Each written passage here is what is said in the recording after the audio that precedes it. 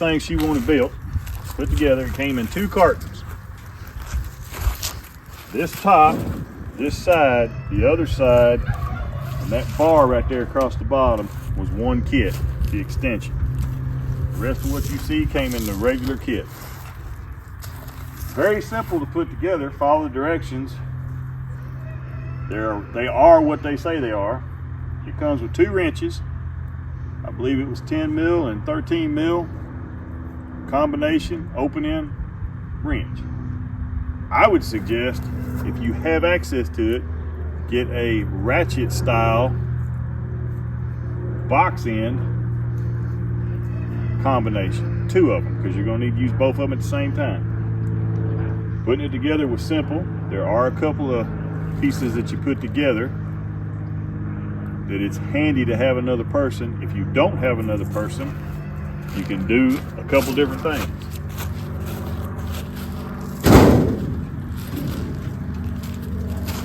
Stand it up just like this, reach in here, do there and there, instead of getting down crawling. This thing is light, it's not easy, not hard to mess with.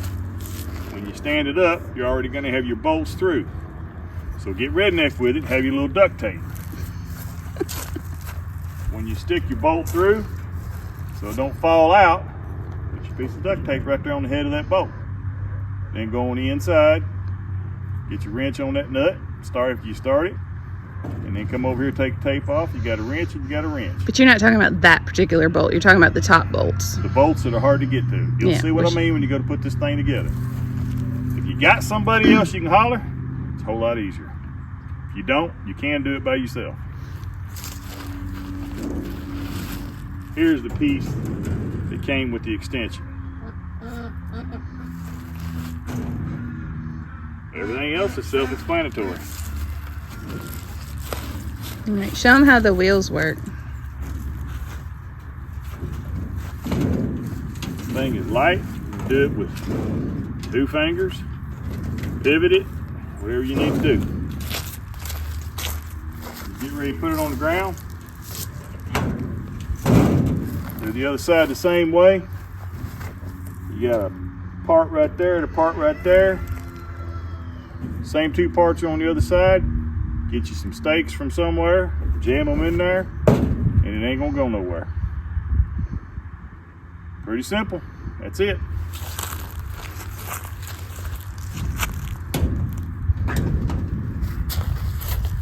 So a novice can put it together? If you can read, you can put it together. Give yourself about 2.5, 3 hours. Turn the radio on. Make everybody else shut up and leave you alone. Okay. Anything else? That'll do it. Alrighty. So this is the farm and yard chicken tractor. And it has this door on the front that you can open and close pretty regularly, easily. Get in there. Yep. And then it's all metal. It's very lightweight. I'm assuming this is aluminum. Yep. And then we have the door on the back. Oh, that's fine. Open this up. That's where you can get your eggs. It's where they can perch. It is a wood roost bar, which I was happy that it wasn't metal. You never want a metal roost bar.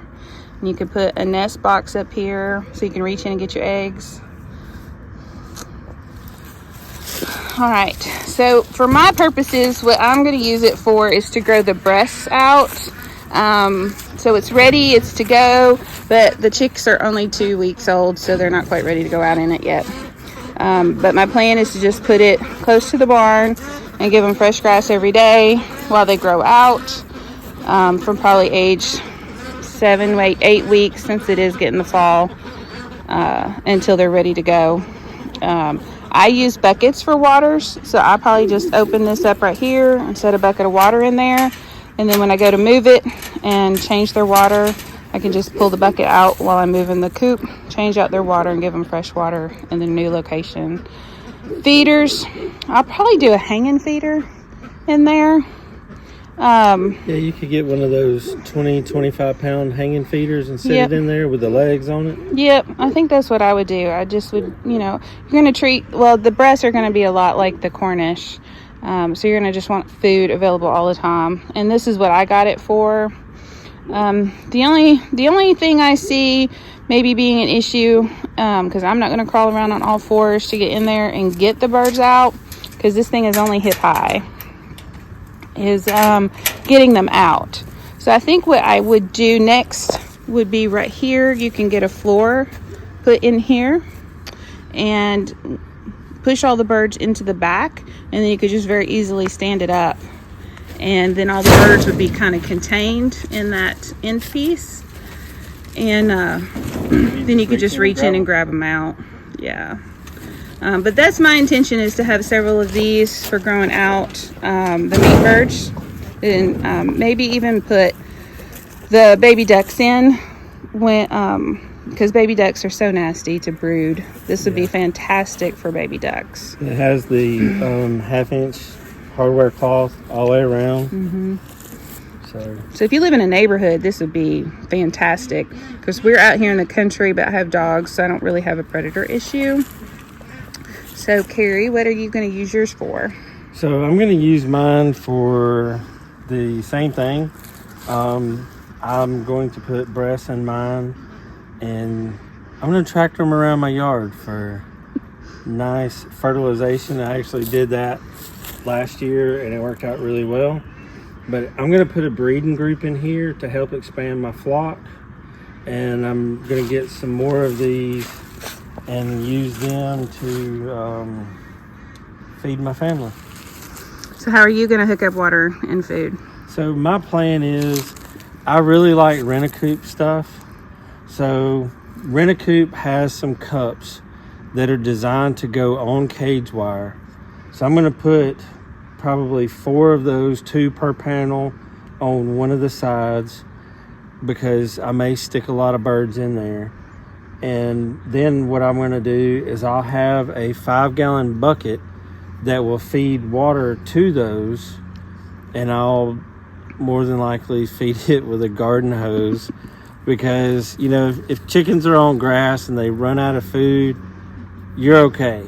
If it's in the summertime and chickens run out of water, you're going to have big problems in a matter of a couple of hours. So I like to make sure they don't run out. So most of my watering is automated. So I'll have hose pipes going to mine. And a hanging feeder. And a hanging feeder. Yeah. I may seriously look into drilling a hole through the roof at one of the beams that it has on the top to put an eye bolt there, just so I can hang a feeder. Or I may just stick it inside and get one of the ones with feet on it.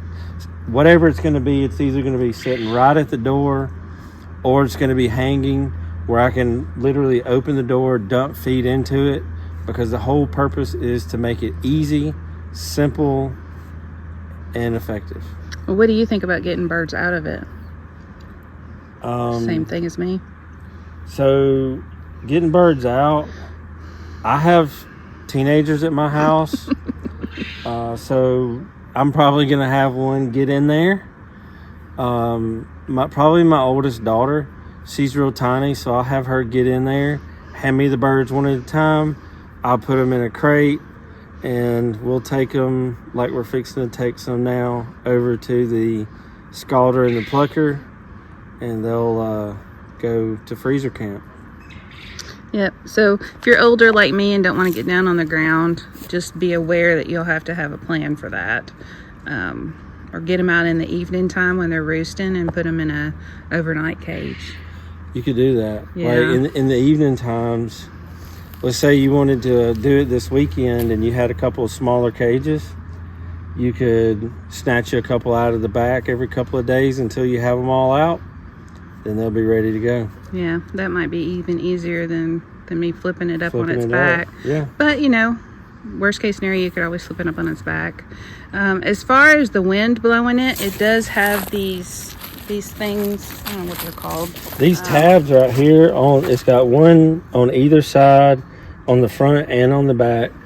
So if you think you're going to have like a storm coming or whatever, you could easily hammer some stakes down in the ground and hold it in place. Personally, I feel like with the coops that I've had in the past, if you put the back end of the coop towards the direction that the wind is coming from, you won't have any issues. I've had some coops that I've had winds at my house over 40 miles an hour and never had a coop flip like that. What do you think about how many birds we could put in it? Let's see, 4, 8, it's 12 square feet. To be honest, I would comfortably put 10 in there just because you're going to move it to a fresh salad every day. If it was going to be more stationary, I would probably only put 4 or 5 at the most. But, you know, if you're moving the tractor every day or two, I would say you could get away with 10. So meat birds, grow up birds, something like that, you could do 10. Yeah. But if this was your main coop for your layers, you might only want 4 or 5 is what I would I think. was gonna say I would do a trio, maybe an extra hen or 2, but that would be it. Smaller birds, Yeah. not giant birds like we have. Like Smaller bands, birds. something along those lines. Yeah. So that's only 3 feet across, right? Yeah. Yeah, it's only 3 feet, about 3 feet tall. So just keep that in mind. Yeah. So I can't think of anything else. The only thing that I would say is for parents that have kids that are wanting to do showmanship or get into 4-H or anything like that and have them a couple of chickens and you don't want to be into it a whole heck of a lot of money, grab you one of these, feed her in the water. That'll let them have a couple of chickens, try it out before you run down the rabbit hole.